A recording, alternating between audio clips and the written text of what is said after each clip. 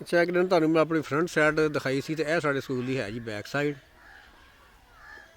School ਮਾਸ਼ਾਅੱਲਾ ਜ਼ਬਰਦਸਤ ਆ, ਠੀਕ ਠਾਕ ਆ।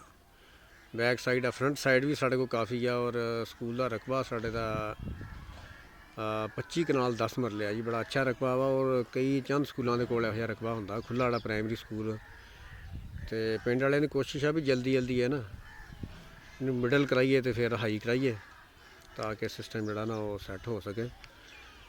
ਗੌਰਮੈਂਟ ਨੇ ਪਹਿਲਾਂ ਕਿਹਾ ਸੀ ਕਰਾਂਗੇ ਅਸੀਂ, ਉਹ ਇਨਸਾਫ ਪ੍ਰੋਗਰਾਮ ਸ਼ੁਰੂ ਕਰਤਾ, ਉਹਦਾ ਫਿਰ ਪੈਸੇ ਕਦੀ ਵਾਪਸ ਹੋ ਗਏ। ਸਾਡਾ ਵੀ ਨਾਂ 'ਚ ਆਇਆ ਸੀ, ਲੇਕਿਨ ਪੈਸੇ ਵਾਪਸ ਹੋ ਗਏ ਉਹਨਾਂ ਦੇ ਜੀ। ਹੁਣ ਪ੍ਰੋਗਰਾਮ ਹੀ ਸਾਰਾ ਡਿਸਟਰਬ ਆ, ਅਤੇ ਗੌਰਮੈਂਟ ਦਾ ਖਾਤਾ ਖੂਹ ਜਿਹਾ ਤੁਹਾਨੂੰ ਪਤਾ ਹੀ ਹੈ। ਕਰਜ਼ੇ ਲੈਣ ਦੇ ਬਾਵਜੂਦ ਹੀ ਗੌਰਮੈਂਟ ਦਾ ਇਹ ਹਾਲ ਆ ਵੀ ਕੋਈ ਖਾਤਾ ਹੀ ਕੋਈ ਨਹੀਂ ਹੈ ਬਿਲਕੁਲ।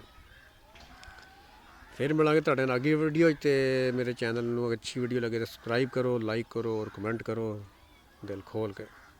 ਓਕੇ ਜੀ, ਰੱਬ ਰਾਖਾ।